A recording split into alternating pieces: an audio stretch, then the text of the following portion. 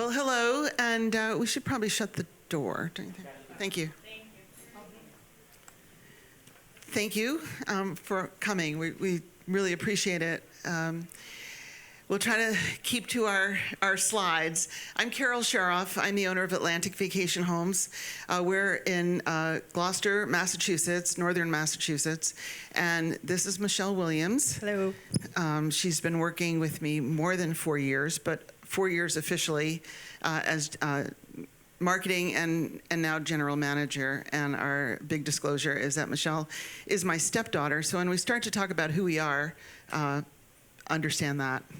I was asked to speak about diversity, and I'm always happy to do that. I do want to point out that I'm white, and I am, in case you hadn't noticed, I am 99, let's see, I did my DNA through Ancestry.com, 99% Ashkenazi Jew, and 1% from India, and I have a cousin roaming around here, Risha Sharoff, sounds just like me, so who knows, we may be related. And I'm 70 years old. And I point that out because part of what we're trying to talk about today, and there'll be more about it, is really who are we?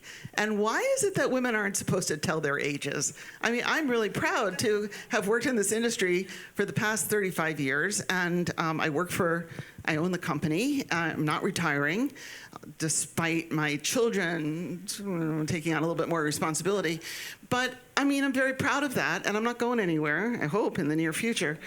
I married an African-American man, not because I studied anthropology and wanted to learn about different cultures, but because he's incredibly handsome and brilliant, and he has brilliant children. So this is our family. You see, my husband is the white-haired guy in the back, and Sorry, I touched the thing. You did? I don't know what I did. What happened? So I can keep going about my family. So my husband's African-American. We have 3 children together. Michelle is Bill's daughter from his first marriage. And then you'll meet Deanne in the picture. She's his second daughter. She was a foster child that he adopted with his first wife, and now she's mine. And then together, Bill and I have a son, Jonathan, who is also in the business. He's 26. So we have a range of ages in our family and a range of diversity. And we can sort of go back to that in a second. We have 4 grandchildren. Michelle has a daughter, and my other daughter has 3 sons. And you're going to hear more about them. But of the 4, 2 are straight. And I say it that way as opposed to the other way because it's part of getting the language right and describing people the way they want to be described. So there are some pictures of us. That's our wedding picture up at the right. I don't dye my hair, so it's just, and there we all are together. My brother's girlfriend is Japanese, and we just celebrate all who we are. Michelle's husband is down there. He's the other white guy in the family.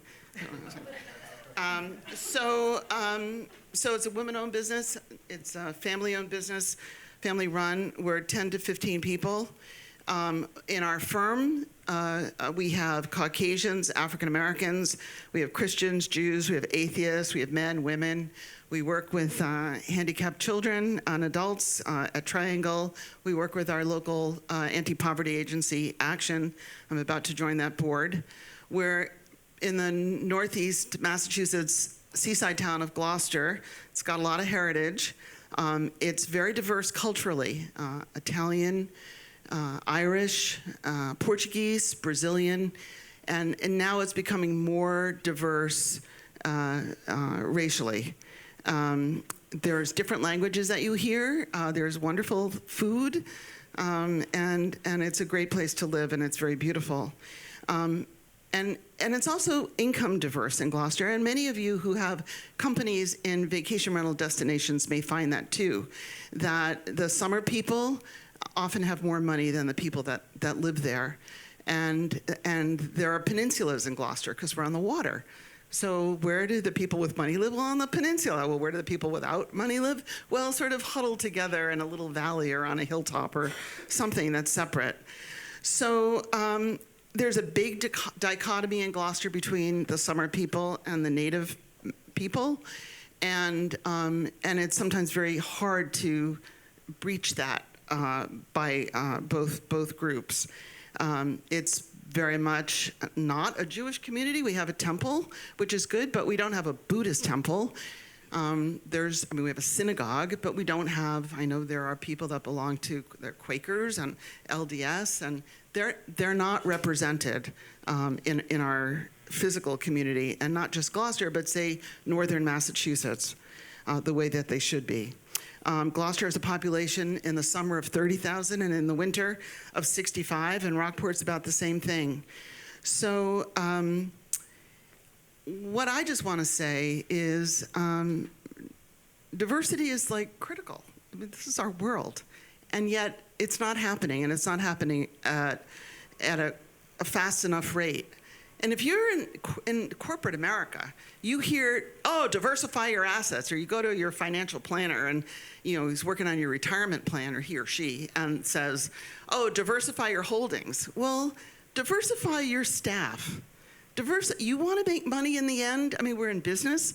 And I got to say, just as an aside, I didn't get into this business because, I want to make money. It kind of just happened.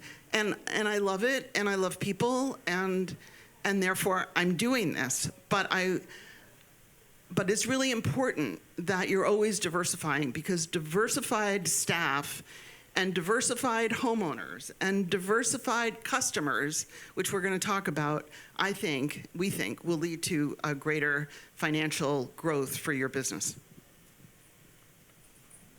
How's that? Good. Next. Excuse me. And hopefully this thing will stay on. So as long as we have slides, so we can keep talking. So we have a little slide here of sort of what we're going to talk about. We're going to tell you what we're going to tell you. But we do want to talk about diversity in your own company and your own businesses, how you can work on that. Also within your customer base. And we want to touch on, towards the end, how we can improve the diversity and inclusion in the industry as a whole. So in your company. So, and for this presentation, just to like a disclaimer, Carole and I, we're not, the HR people. There are plenty of people to talk to. Sue Jones is here at the conference. She's a great one to talk to. We just want to keep things sort of high level and give people things to think about and maybe take away with. But many of you may know a lot of the terms and things that are in here, so it might be a refresher. Some of this might be new to people, but hopefully it just is going to kick off a conversation, a much bigger conversation for our industry. So that's our goal for today. So a little bit of definition.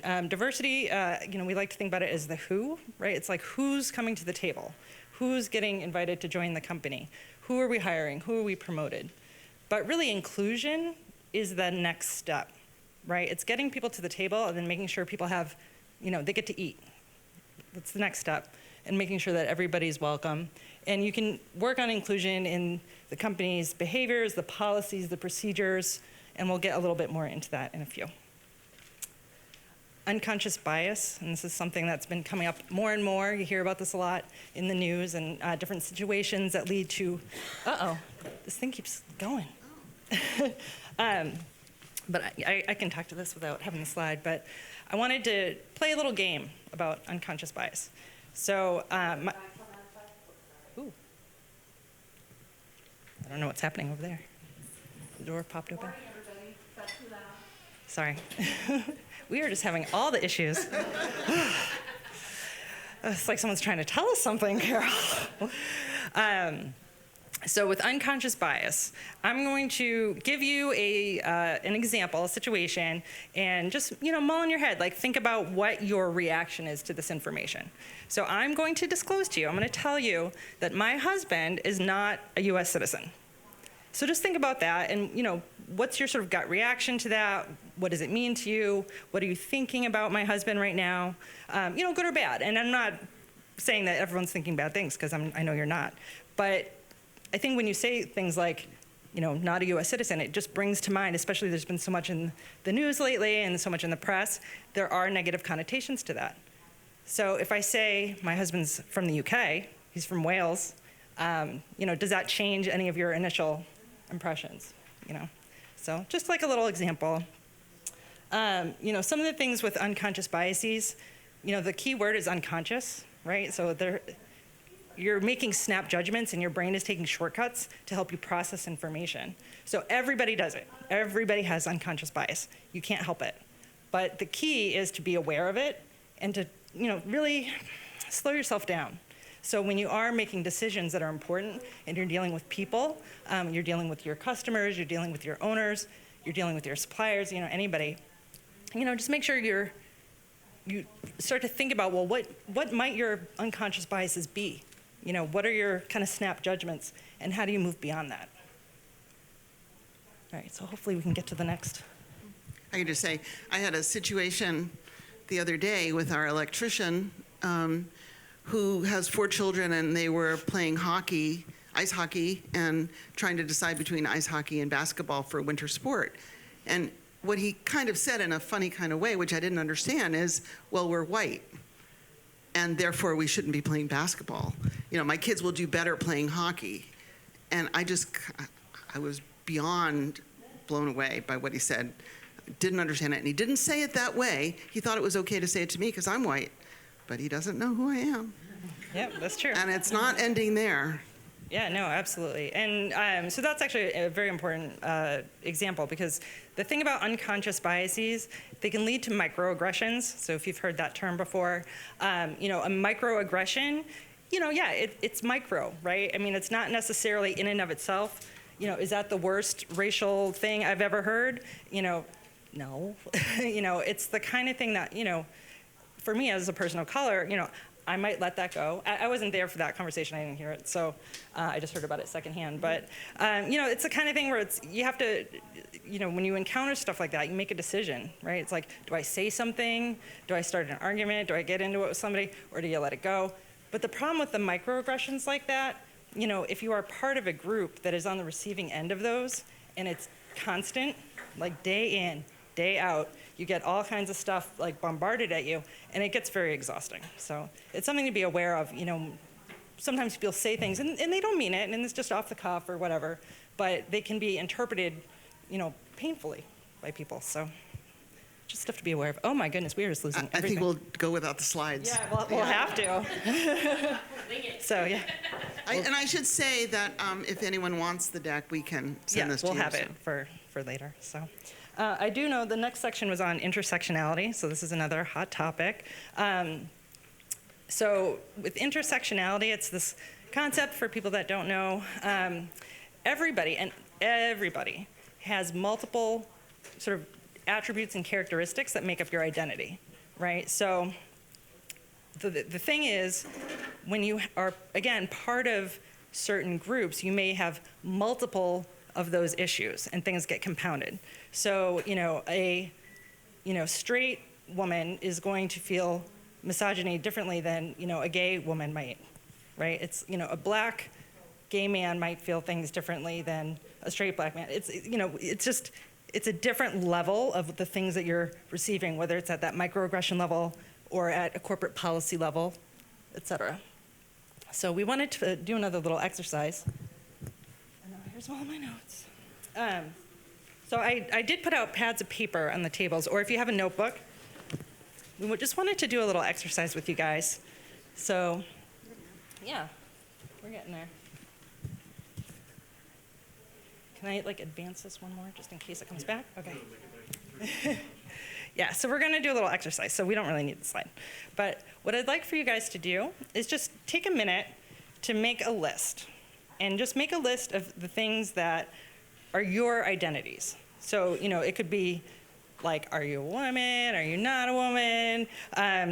It could be gender, citizenship, religious affiliation, socioeconomic status, gender, marital status, what's your first language? What are the things in that list that you kind of worry about? Maybe go back to the slide before. Can you do that? Yeah. So, of the things on your identity list, what are the things that when you go out into the world, you feel like you might get judged on, or you feel like you might, feel some oppression or have some microaggressions aimed at you because of those identities? Does that make sense? Okay.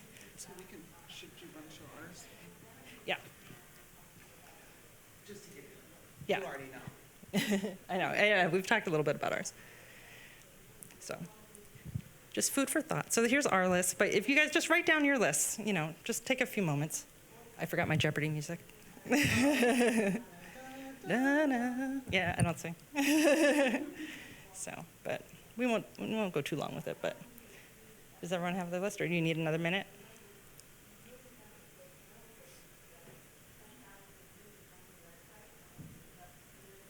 And hopefully we don't lose the slides.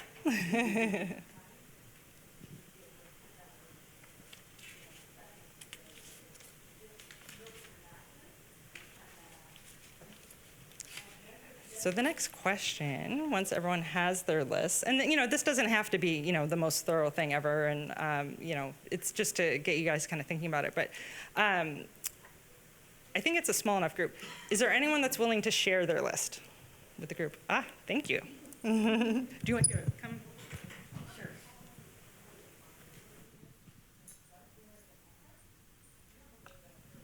Okay, I put down, I'm a woman, I'm outgoing, I'm very assertive, married, mom, I have a weight issue, and I'm getting older.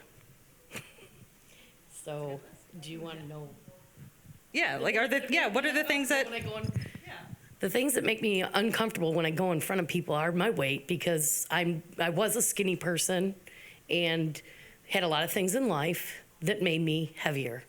And people just assume that I'm sitting in the room eating 20 boxes of cookies when it's not true. And they always think it's really easy to joke around about people with weight. I mean, there was just a huge article on this about, not getting into politics, but the Democrat Party really is, pounding people for the weight all the time. And so it's really hard to try to be cool with being there. So anyway, that's one. The second one is being a very assertive woman. I have had people, younger women than me even, tell me that sometimes I should just shut my mouth. In a business where there's so many women and we have visions of what we do and visions of who we are in this business, especially when I've been in it over 20 years, I just really feel so comfortable in this environment with this Women's Summit of actually expressing what I feel. Because honestly, I said something very assertive to somebody here. And they said, wow, you really have some great ideas. I'd love to talk to you. And I thought, if I would have done this in another setting, I would have been an aggressive, bitchy woman. And so I'm like, but she was thankful. So I just think that those are kind of things that we have trouble with as women a lot. Thank you so much for sharing that. That was great. Thank you. I have another volunteer. Yeah, so we'll do one more and then we'll keep it moving because we have a lot to cover, but this is fantastic. So my name's Claire. I'm from Galveston, Texas. It's in the South, of course, and there's a lot of anti-Semitism. And we feel in our town we're a well-known business, and we know that first and foremost we're seen as Jews. First and foremost. And we've had incidents where it's come back, things have been said in front of our employees, and it comes back to us because they're so upset. And these are non-Jewish employees, and we've had to deal with that. And I'm almost curious, I may have to wait till afterwards to ask you what you're going to say to that person who made that remark in front of you about basketball versus ice hockey. But we actually feel a pressure. We feel a weight on our shoulders we do run a high integrity, very ethical business, but we feel like we're under pressure to be up here and to set the bar so much higher because we feel watched. We talk about it. That's a good point. Thank you. Thank you for sharing that. So yeah, so you guys can see, we're all really different, right? We all have different things that we're bringing to the table. For me personally, I have just my own little mini diverse thing happening right here. So I'm actually, so my dad found out that he's actually part what Scandinavian. So like I'm a fraction Scandinavian. 17%, 8%. But, you know, I identify primarily as African American, and, you know, that's sort of how I grew up. And, you know, a lot of people, even in the African American community, don't necessarily see that or recognize that immediately. And so it's, you know, I'm kind of in this limbo all the time. So that's one of my things when I'm out in the world. Or Michelle's brother, my son, wherever he is and he likes to travel, they think he is from there. Yeah. So if he's with the Brazilian community, they speak to him in Portuguese. If Yeah, I they, get that too. Wherever, you know, he Yeah. was some, you know, Afghanistan, I Yeah, think. Italians, people speak to me in Spanish. I don't speak a word of Spanish. But he's, Yeah. but he identifies as being Jewish and African American. Yeah. Yeah, And so we he like looks that just like me, but he's combination. Jewish. So it's like, we have a lot of things.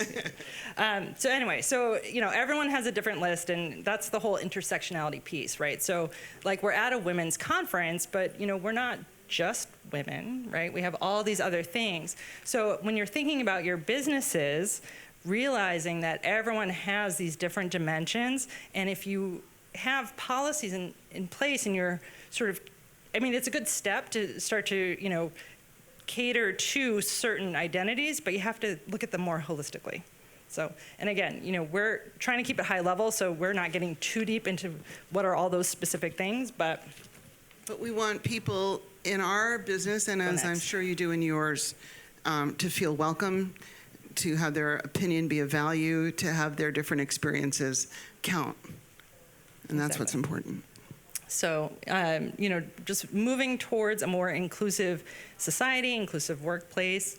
You know, the first thing really is to just start thinking more about it, right? And just, you know, start to appreciate more of these sort of nuances and interactions, embracing change. And a really good tip that I heard not too long ago, and so I'm sharing it with you guys, when you're hiring, hire for culture add, not culture fit. You are not looking for people that are just going to fit into a little puzzle piece into your culture that you already have. How do you take the culture you have and make it better, right? Like spice it up, bring in some new ideas, some new perspectives. You know, bring in someone that's going to complement what you have and make it better. Reflecting the community that you serve, right? So we talked a little bit about that already. You know, does your company, the makeup of your company, reflect the community that you're in or the customer base that you have? You know, those are some of the things to just, you know, think about and start looking at. And your marketing and advertising, we'll talk a little bit more about that too. You know, making sure that, you know, within your organization, everyone has a voice and everyone feels comfortable being themselves and doesn't have to hide, you know, like being in the closet or, you know, having to wear a certain, you know, not wear the hairdo that you want to wear because it's not professional. Or, you know, let people be themselves fully when they're in the workplace.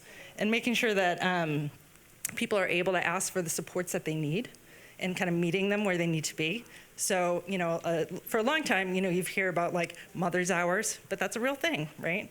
You can have some great employees that are only available during a certain time of day because they have childcare needs, right? So that's one thing. But it might not just be women, right? You can have men who need paternity leave or need to, you know, do the childcare pickups. So when you think about those policies and how the language is crafted, you know, think about those things. And also, the transparency piece is huge. Making sure that everyone in your organization knows the policies, is reading the manuals, get trained on it, make sure everyone knows like where to go if there's a problem, what's the process. Another thing that is a good thing to do is to create programs that can get people sort of like more, you know, everyone's working side by side, but, you know, are there social opportunities? And social opportunities are not necessarily just going out and drinking, right? So, you know, like let people work together. You can volunteer in the community, which is another way to kind of get out there and meet your community, and have people partner up, buddy up, and try to celebrate important dates, you know, and pick what's important to you. It's not about celebrating every single specific thing, but, you know, if you want to participate in Pride Week or, you know, Black History Month, which we're still in, right? It's February. You know, those are things that, you know, it doesn't just have to be decorating the office for Christmas if you have people in your office who do not celebrate Christmas, right? Right. So, It's always a big issue for me. It's not an Yeah. issue because I love Christmas, but it doesn't occur to me to decorate my my building? And then do I want to put a wreath in the front door with a red bow, or maybe I should just put a blue bow, or maybe I shouldn't have a wreath? Or then, so you go through all this kind of stuff. So I just don't do anything. And then, but my staff does, or Michelle does, you know, so it's just almost everything you do has some kind of a decision you have to make. I don't want to come across as not being a Scrooge or my way, and I'm not even that religious. Very Christmas-focused It's like- language. So, but yeah, no, it's definitely stuff to think about. So again, putting things down onto paper is huge and very, very, very important. I cannot stress that enough. And get help in doing it. Again, I will give Sue Jones the shout out. That's what she does. You know, have lawyers look at it, have, you know, a professional HR person look at it, help you craft your policies that are really your policies. That's another thing that you can look at someone else's company's, you know, handbook as a template and kind of see what's in it, but really the policies for your organization have to be yours. It's very important. And then making sure that throughout your organization, you're communicating it. Everyone has a copy of the handbook. Everyone has read it and, you know, signed a thing that says they read it, you know, have training on it, just to make sure there is that transparency. And if things are, you know, if issues do come up, you're prepared to handle those because you've already thought about it. Yes, Claire? Michelle, can you give us an example of something we may have that's easily overlooked in a employee policy manual? A mistake that's commonly made? Well, and things change, right? So the example that I was saying before about, like, you know, men and paternity leave, right? So that might be something that, and there might be very gendered language in that section of your existing manual about, you know, like a woman going on, you know, she, da da da da da, you know, and you could have a gay, you know, male couple adopting a baby or having, you know, a child with a surrogate, or, I mean, there's so many different iterations of families that, you know, if there's some sort of parental leave policy, it just needs to reflect that and be flexible enough to handle those sort of different situations. Or there are people that are single. And so then the question, because that happened to me, I didn't get married until I was 44. But so I remember applying for a job, and it was, I don't know, some nonprofit that was celebrating family. And they said, and we put our photos up here of our family. And I said, well, I could put my picture up here by myself. So then they said, well, don't you have parents? You have a sibling? I was like, well, of course I have family, but that's telling not the who truth those that you pictures are. are. Those are all pictures of mothers and fathers. And so, you know, there's single people too.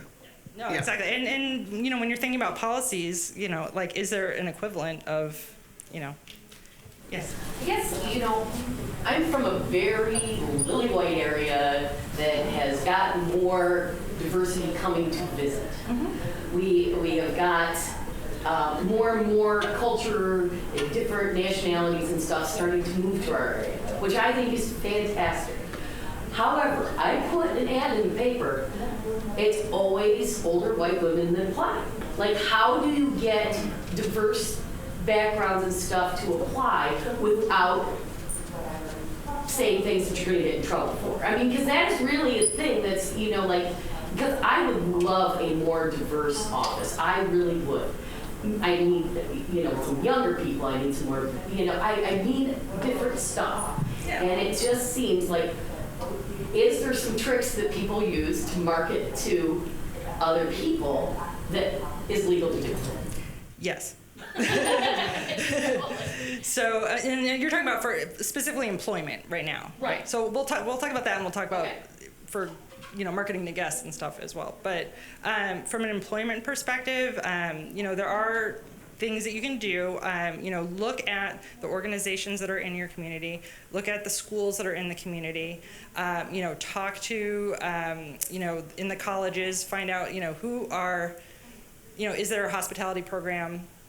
You know, are there other fields that you could be looking at? You know, if you're looking for, you know, someone who needs to write, I mean, look at English majors, look at history majors, poli-sci majors. You know, you don't have to just kind of look at a specific window.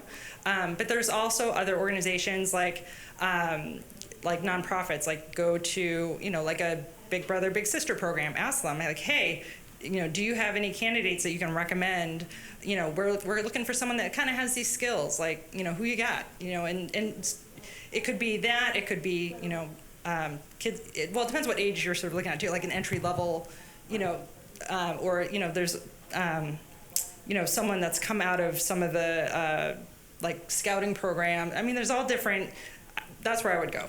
If there's also, depending on where your area is, like we don't in Massachusetts really have like historically black colleges that we could go to and put advertisements in those schools. So, but if you're in an area where there are, like, go there, so. Or approach the gay straight alliances. Exactly. Where people don't ask.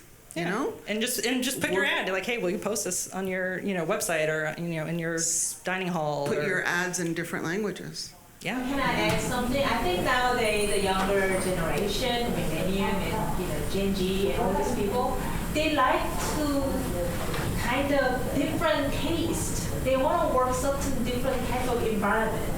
So maybe you can kind of fit into their way to go to the work, making more open and more modern, or whatever they kind of taste. And then we're here like that. They might want to work that environment. I think my daughter wanted to go specific environment, things like that. So maybe we are a little different way to run the business. Maybe it's kind of little side track you put in that environment. Maybe it's they're attracted to work for you. I think so. Yeah. Great. All right, I just want to make sure we're okay on time because I think we have a lot to cover. All right, so we talked about the stuff, and we'll make sure everyone gets all the slides.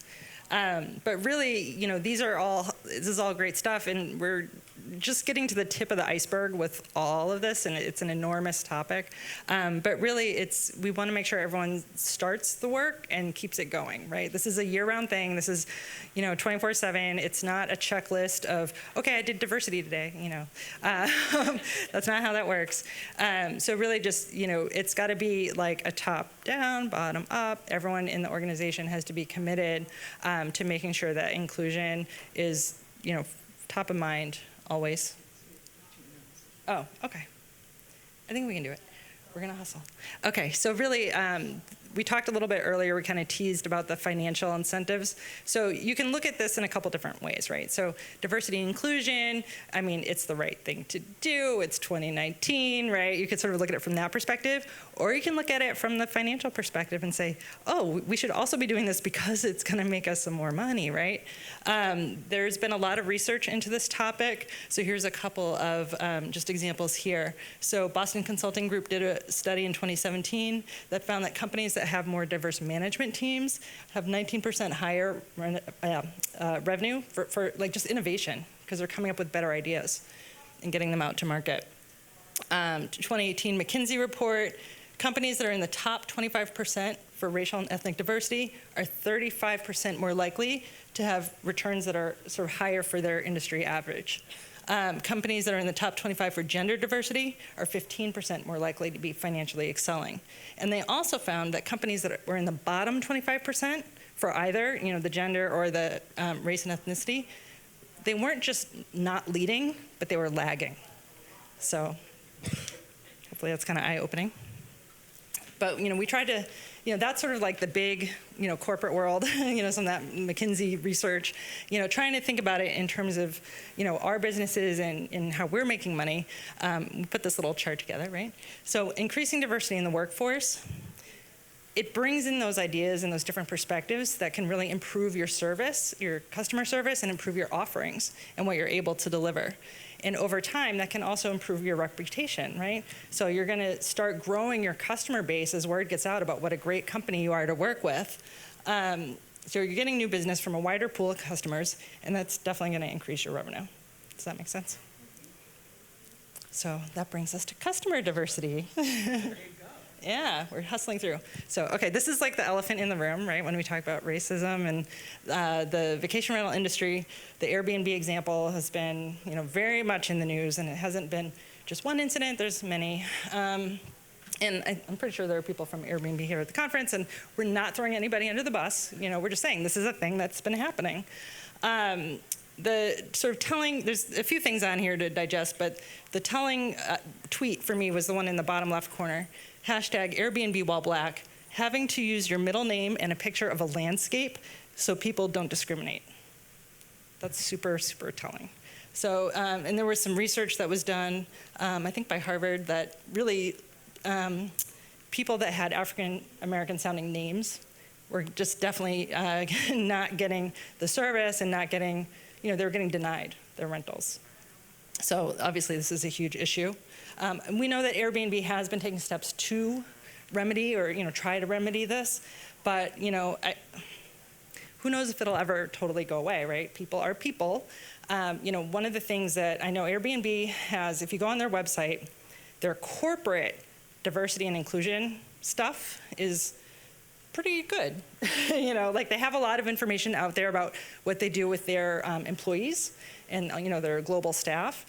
And they did come up with some kind of toolkit for the hosts, but that's voluntary, right? So you can train your whole corporation in racial sensitivity and bias training, et cetera, et cetera.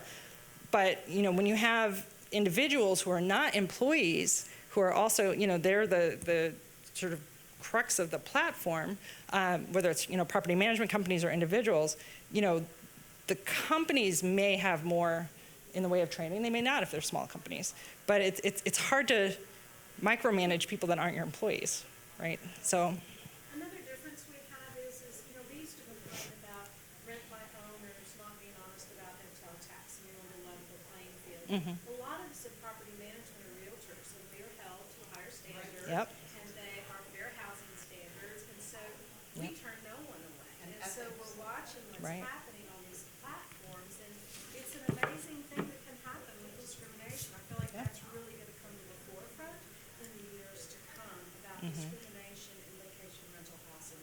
No, exactly. And that's why we wanted to bring up this issue again, not to throw Airbnb under the bus, but this is something it's not. And it's not just companies, it's also, because I know a number of people here are rent by owners. You're renting your own house out, just be smart, that's all, be inclusive. Yeah. So, but, right, so how do we turn this around? And for our own organizations, our own companies, how do we improve that? Basically, when you think about anybody who interacts with owners, with guests, anybody who's talking to anybody, really needs to be trained in how to talk to people.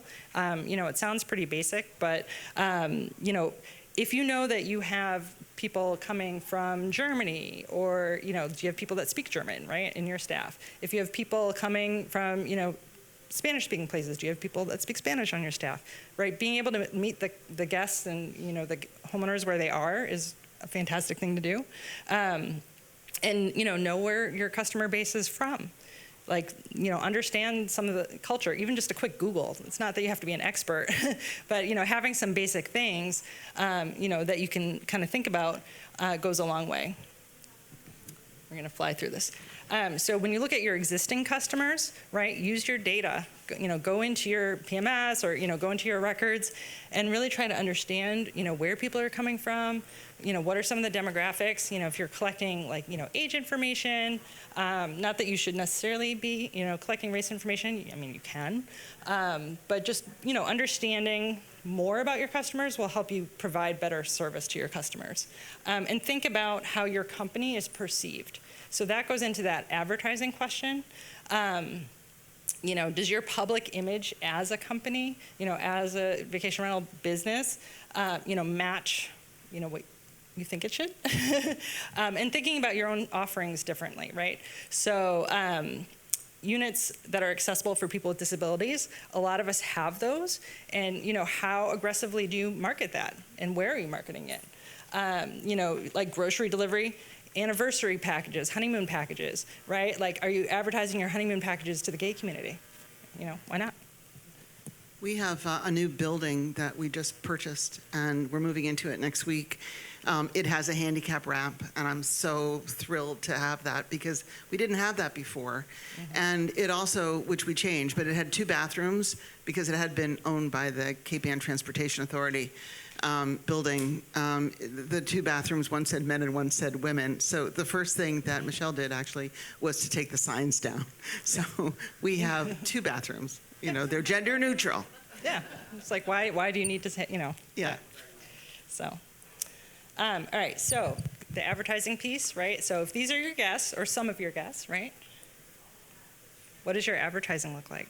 And, look at it, just do a little experiment and sort of go back to your, whether it's online marketing or print marketing, anywhere where you've put out, photos or, that have people in it. It's humbling sometimes to sort of look at it all together, right? And put it all out on a table or, on the computer screen. So you can really see, like what percentage of it has, just a lot of white people in it, or, is it leaning too far in one direction, and do you want to make it a little bit different, And it's a good exercise to do that now and then. And so attracting new customers, right? So we've touched on this a little bit. It's kind of doing what you normally do anyway, right? But just going that little bit deeper, a little bit further. You can look for some of the sort of niche travel sites. So like Mr. B&B is a sort of gay-focused travel site, so that people who are LGBTQ can feel more safe and more comfortable. So Go Lightly, that's the other one. That's Represented here in this room. Yay! Victoria. So Jim? Go Lightly is a platform for women who can network and can, share their lodging and find lodging and do that in a secure and safe fashion. Inclusive is one that I found recently that, there were some African American people that had a very bad experience with Airbnb, and they decided to just make their own platform so that, people of color can feel more secure and welcomed, right? So, these are huge topics in our industry right now, and you can see that in the businesses that are sprouting up. But also creating some of those relationships with the local organizations, right? Like, find out who puts on Pride Week in your area, be a sponsor, or Black History Month, things like that. Or are there festivals? There's a lot of stuff that you're probably doing anyway, but just think about it through that different lens. Diversity in industry. You want to talk about So this I one, can Carole? just speak about that for a second in the next slide. So I am on the board of the VRMA, and I've been on now, this is my 6th year. This year I'm secretary, I'm also membership chair, and we're making a lot of changes in terms of the diversity. But just to know about the VRMA, these are quick stats. It was alluded to earlier in the other session about there's a lot of women-run businesses, maybe that was one, but in the vacation rental industry, and a lot of women are involved. Our quick data from the VRMA is that there's 684 VRM companies, and of those, 297 are women in leadership, have women in leadership roles, which is 43%. Then there's about 797 people who've identified as having a leadership role, and of those, 340 are women, which is also 43%.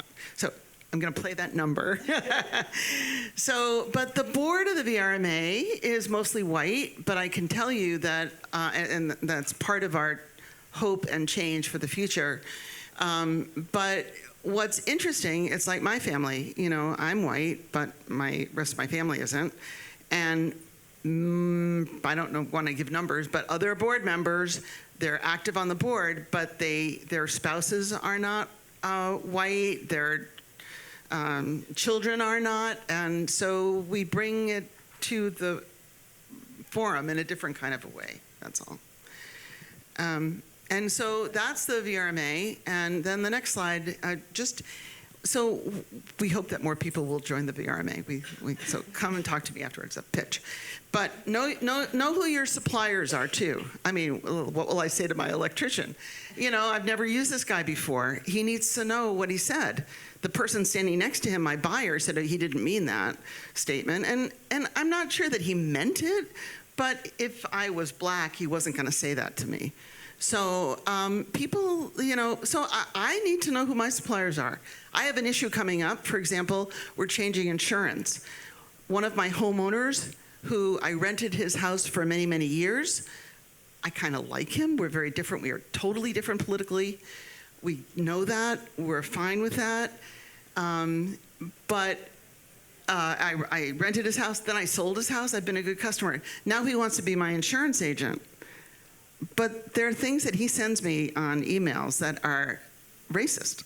I don't like them. I cannot give my business to this man.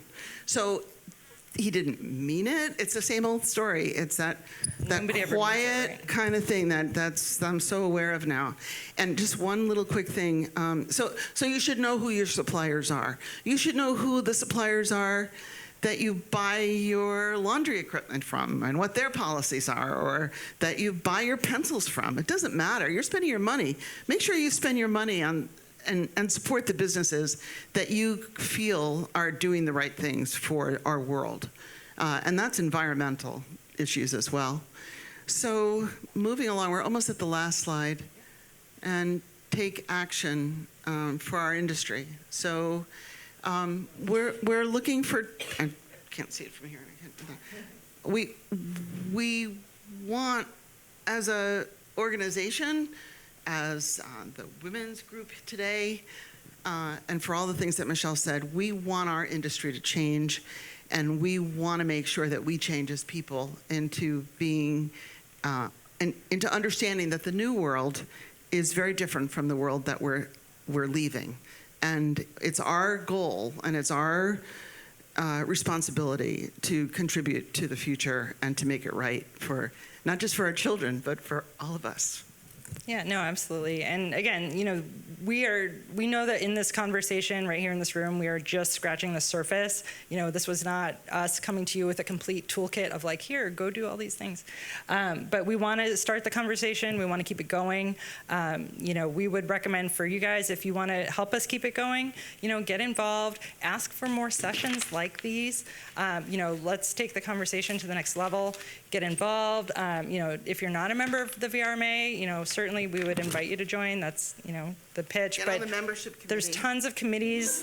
There's a lot of work to be done, right? So there's an government affairs committee, there's the marketing committee, there's membership committee. There's a lot of places within the VRMA that, can use some help and some different voices. And write an article for VRM Intel. Yeah. They're doing this. It's really a wonderful thing. Blog about it, tweet about it. Yeah. There's lots of things to do. And another one is just more, even in your communities, joining Chamber of Commerce if you're not, Rotary, look at your DMO or CVB, if there's any place else where you can volunteer, but just kind of get those messages across and make sure that you're starting to have those diversity and inclusion conversations kind of just everywhere you go. So I guess that's it. We're out of time, right? Oh, there was like one more quick thing. So we didn't really have a lot of time left, but we just wanted to touch on, there are a lot of supports out there for businesses who are owned specifically by women or, minorities. And so there's just a little bit here. We'll leave this up, but, and we'll make sure the slides get out. So Yeah, happy to I think send you that's the all the deck. time we have, right? We can send everybody the deck. Just give Michelle your card. Yeah. Probably forget All right. where I put it. So I think we're out of I'm time. old. Yeah, thanks you, everybody guys. for coming.